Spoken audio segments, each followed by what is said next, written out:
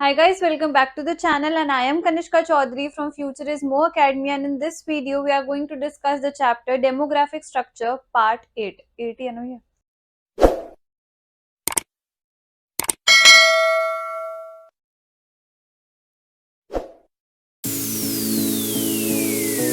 Guys, let's start with the new topic of this chapter. इसके अंदर हम पढ़ेंगे रूरल एंड अर्बन के बीच में डिफरेंस, कि रूरल एरिया में लोग कैसे रहते हैं, उनकी ऑक्यूपेशन क्या होती है, और अर्बन एरिया में लोगों की ऑक्यूपेशन क्या होती है, और इन दोनों के बीच में इंटरलिंक्ड एक दूसरे से कैसे है और एक दूसरे को कैसे इन्फ्लुएंस करते हैं.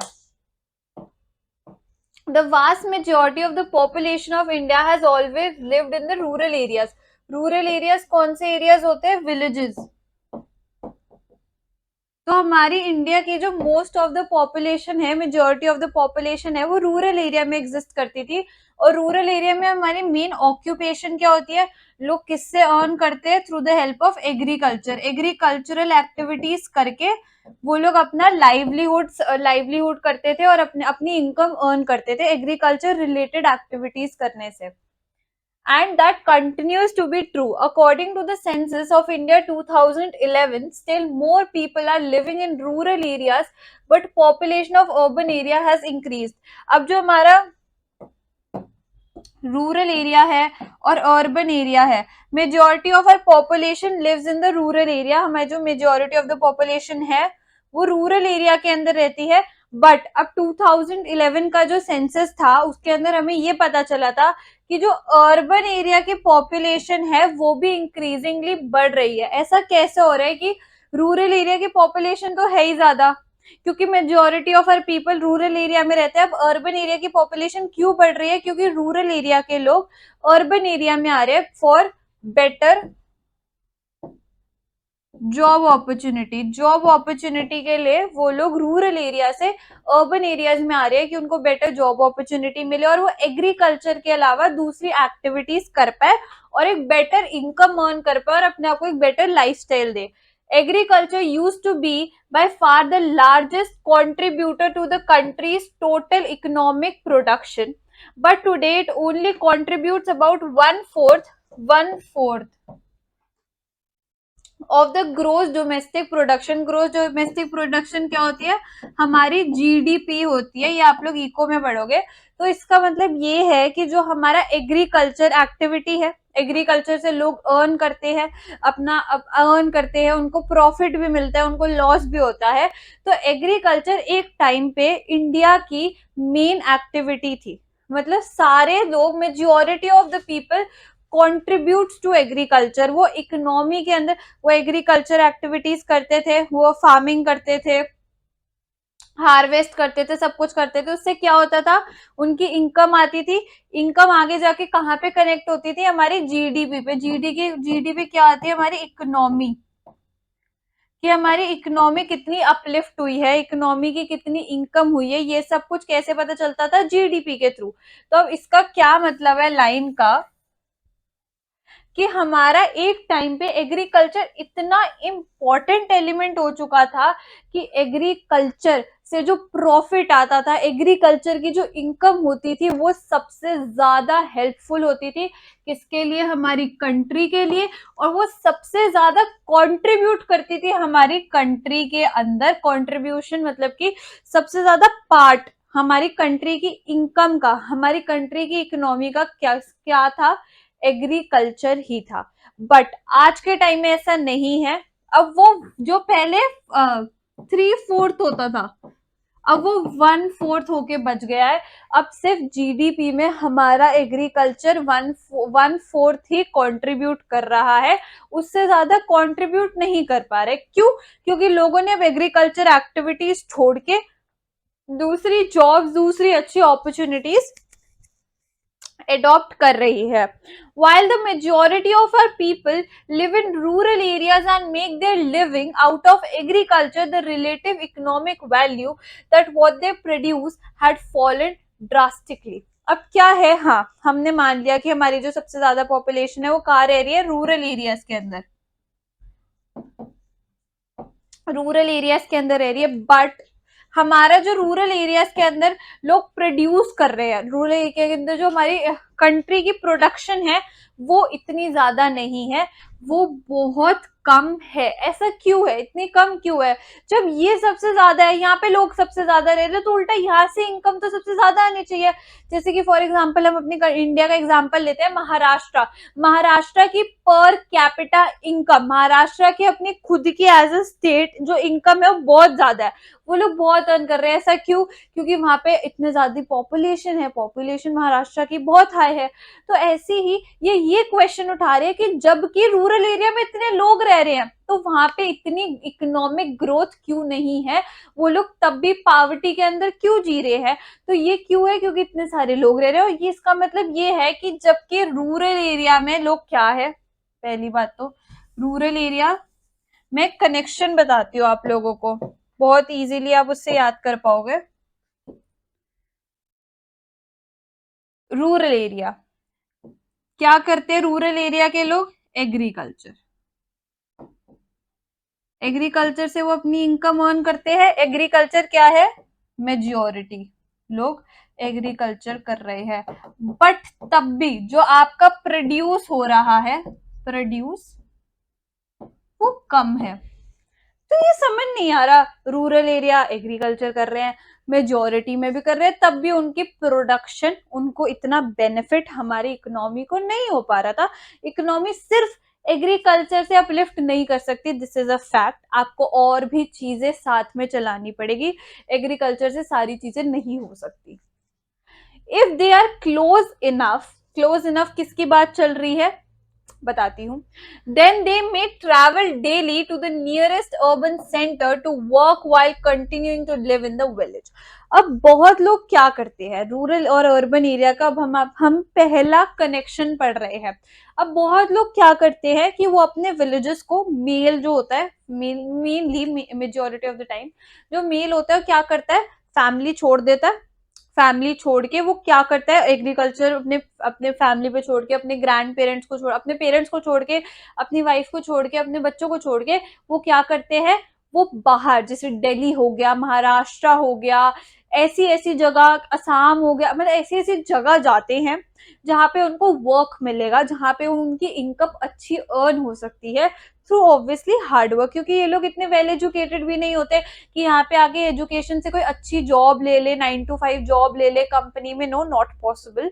ठीक है, मतलब बहुत लोग कर भी सकते हैं थ्रू एजुकेशन, बट ये लोग ज्यादातर क्या करते हैं, आके रिक्शा का काम करना and other stuff like construction workers बन जाना। तो इन सब से लोग एक इनकम अर्न करते हैं, और वो इनकम वो कहाँ यूज होती है, उनके खुद के पर्सनल यूज में तो आती है, फिर उनके जो बैकग्राउंड में जो उनकी अपनी फैमिली छोड़ के आए हैं उनके लिए भी यूज होती है। और ऑब्वियसली वहां पे जो फैमिली रह रही है वो क्या कर रही है, वो एग्रीकल्चर अभी भी कंटिन्यू कर रही है अपनी इनकम के लिए। अब ज्यादातर लोग क्या करते हैं, यही चीज करते हैं कि वो लोग अपनी फैमिली को पीछे छोड़ के आगे जाके बाहर जाके काम करते हैं फॉर बेटर लाइफ। ठीक है, बट कभी कभार क्या होता है कि ऐसे ऐसे विलेजेस भी होते हैं, ऐसे ऐसे विलेजेस भी होते हैं जो बहुत पास होते हैं, जो अर्बन एरिया के बहुत पास होते हैं। तो लोग क्या करते हैं, डेली ट्रैवल करते हैं, डेली अपने घर से काम पे जाते हैं, जो थोड़ा सा जैसे 2 घंटे दूर है, 3 घंटे दूर है, तो वहां पे जाके क्या रहना। जैसे बहुत लोग जो एक स्टेट से, बिहार से दिल्ली आ रहे हैं, ऑब्वियसली वो डेली ट्रैवल नहीं कर सकते, बट लोग क्या करते हैं, जिनके लिए अर्बन सेंटर्स, जिनके फैक्ट्रीज, जैसे लोग फैक्ट्रीज में बहुत काम करते हैं, तो जिनके लिए फैक्ट्रीज पास होती है, वो लोग क्या करते हैं, अपने घर से डेली अपने वर्क सेंटर पे ट्रैवल करते हैं और फिर एक better income. Let's start with the new slide. अब इसके अंदर हम मेनली ये पढ़ेंगे कि जो डिफरेंस है अर्बन और रूरल का, वो कैसे कम होता है, उनके बीच में जो गैप है वो कैसे धीरे धीरे कम हो रहा है। Mass media and communication channels are now bringing images of urban lifestyles and pattern to the rural areas। अब वो लोग क्या कर रहे हैं, जो हमारे मीडिया हो गया, हमारी प्रिंटिंग प्रेस हो गई, वो लोग न्यूज़पेपर्स में, टेलीविजन पे, न्यूज चैनल्स पे एक अर्बन लाइफस्टाइल दिखाते हैं, या फिर सीरियल्स हो गए, वहां पे भी वो लोग अर्बन लाइफस्टाइल दिखाते हैं कि ये लोग कैसे रह रहे हैं, ये लोग कैसे खाना, इनका खाना पीना क्या है, इनका लाइफस्टाइल कैसे, इनका डेली रूटीन क्या होता है, वो सब कुछ अपने चैनल्स के थ्रू, टीवी के थ्रू दिखाते हैं, लोगों को इन्फ्लुएंस करते हैं कि आपको भी अपना लाइफस्टाइल ऐसा करना चाहिए। तो इससे क्या हो रहा है, रूरल एरियाज के लोगों के सामने एक अर्बन एरिया की इमेज क्रिएट हो जाती है कि आपका area is not good, but आपको ऐसा होना चाहिए और आपको रूरल एरियाज में रहना चाहिए। Urban norms and standards are becoming well known even in the remote villages. remote villages कौन से villages हैं जहाँ पे ना टीवीज होती है, ना कोई सिग्नल आता है, बिल्कुल अलग ही होते हैं, इतनी पॉपुलेशन भी नहीं रहती, और अगर जो भी पॉपुलेशन रहती है वो इतनी वेल एजुकेटेड नहीं होती, स्कूल्स नहीं होते, हॉस्पिटल्स नहीं होते, कॉलेजेस नहीं होते, कुछ अवेलेबल नहीं होता। बस आप एक बिल्कुल नॉर्मल बेसिक नीड्स आपकी पूरी हो सकती है, वो भी कभी कभार पूरी नहीं होती। तो ये होता है रिमोट विलेजेस। तो creating new desires and aspirations, अब इसके अंदर क्या है, वो लोग टीवी चैनल्स पे जो चीज दिखाते हैं तो ऑब्वियसली इंस्पायर होते हैं, लोग इन्फ्लुएंस होते हैं, विच इज नेचुरल, लोग तो इन्फ्लुएंस होंगे। तो इस इन्फ्लुएंस से क्या होता है, वो रूरल एरियाज के लोग सोचते हैं हाँ हमें भी चाहिए, हमें भी ऐसा लाइफ चाहिए, तो वो लोग जो अर्बन नॉर्म्स है, अर्बन लाइफस्टाइल है, अर्बन तरीके है रहने के, लाइफस्टाइल है, उस चीज को इन्फ्लुएंस करते हैं, उसको वैल्यू करते हैं, उनकी एस्पिरेशंस बन जाती है, कि उनका एक सपना बन जाता है कि हाँ हमें ये चीज करनी है, हमें इनकी तरह बनना है। Even in the past, the rural areas were never really beyond the reach of market forces, and today they are becoming more closely integrated into consumer market. अब इसके अंदर हम ये पहले उन्होंने डिफरेंस बताया, अब हम वो ये बता रहे हैं कि रूरल एरियाज पहले के टाइम पे वो मार्केट तक नहीं आ सकते थे, उनके लिए मार्केट इतनी दूर थी, उनका कोई मार्केट से कनेक्शन नहीं था, वो सिर्फ अपना वही खेती बाड़ी करके खा पी लिया जो खा लिया। बट आज के टाइम में, this was in the past, but in the present अब वो लोग आते हैं, दिल्ली में अपना सामान बेच के जाते हैं, अब वो लोग एक कंज्यूमर मार्केट के अंदर इंट्रोड्यूस हुए। एक मार्केट होती है जहां पे लोग सेल एंड बाय होते हैं, सेलर्स होते हैं, बायर्स होते हैं।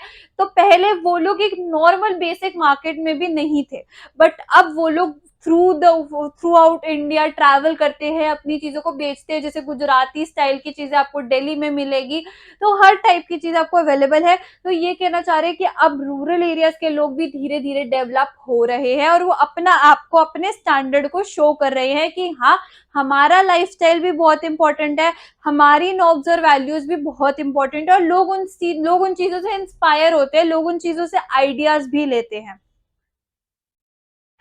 The rapid growth in urbanization shows that the towns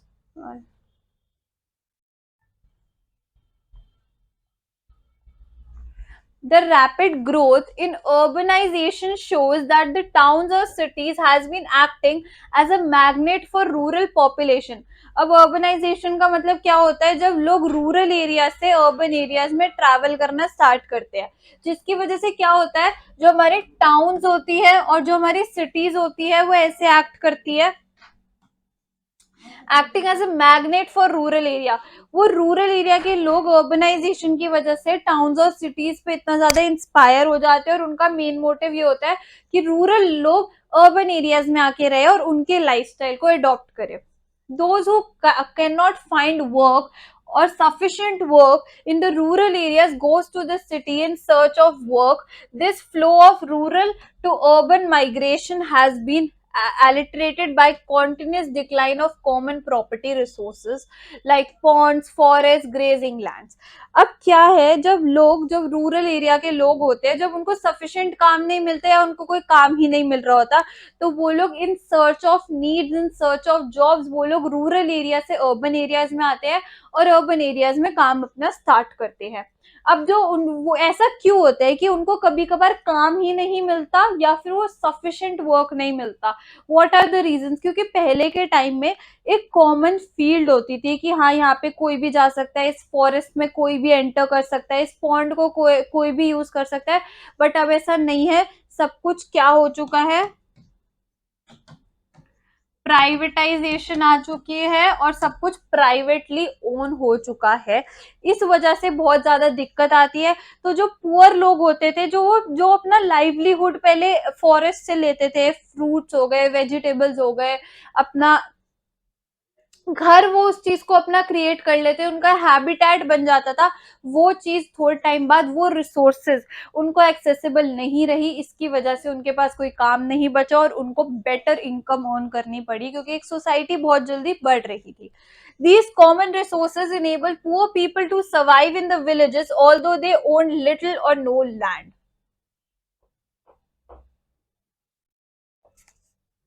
The fact that urban life involves interaction with strangers can be an advantage for different reasons. अब रूरल एरियाज में पता है सबको कि हाँ ये एक विलेज है, वो अपने अपने में इंटरेक्ट करते रहते हैं, एक दूसरे से बात करते रहते हैं। यहाँ पे एक विलेज है, वो अपने अपने में बात करते रहते हैं, इन दोनों के बीच में कोई कनेक्शन ही नहीं है। बट अर्बन एरियाज में ऐसा नहीं होता। अर्बन एरियाज के अंदर हमें स्ट्रेंजर से भी बात करनी पड़ती है, कभी कभार स्ट्रेंजर से भी हेल्प लेनी पड़ती है। तो ये अर्बन एरिया के लोगों के लिए बहुत अच्छा बेटर अपॉर्चुनिटी है।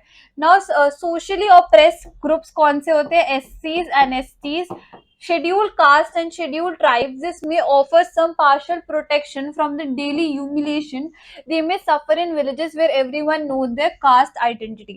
अब जो हमारे जिनको हम ऑप्रेस्ड क्लास कंसिडर करते हैं, scheduled caste and scheduled tribes, उनके साथ क्या दिक्कत होती थी? जब वो विलेजेस में विलेजेस में रहते थे, तो विलेजेस इतना छोटा सा विलेज है, ऑब्वियसली सब एक दूसरे को जानते होते हैं, तो वहां पे सब एक दूसरे की कास्ट भी जानते थे। और जैसे आपको पता है, इंडिया में इतने टाइम से कास्ट के ऊपर डिस्क्रिमिनेशन चलता आ रहा है, तो उन लोगों को डेली एक ह्यूमिलिएशन फेस करनी पड़ती थी। एंड ऑब्वियसली बात है, अगर ये विलेज है, यहाँ पे शेड्यूल कास्ट भी रह रही है और अपर कास्ट भी रह रही है, तो वो हमेशा नीचे ही रहेंगी। उनको अपर कास्ट ब्राह्मण्स, उनको ऊपर, फॉर एग्जाम्पल ब्राह्मण्स, वो ऊपर ही नहीं आने देंगे, वो अपने आप को ही हमेशा सुपीरियर करेंगे, तो इनकी तो ग्रोथ कभी हो ही नहीं पाएगी।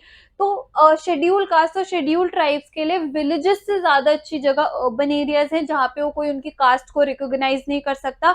और अर्बन एरियाज के लोगों का माइंडसेट अलग होता है, और वो लोग फिर वो जो मिस ट्रीटमेंट जो उनको डेली अपनी विलेज में फेस करनी पड़ती थी, वो उनको वहां पे नहीं फेस करनी।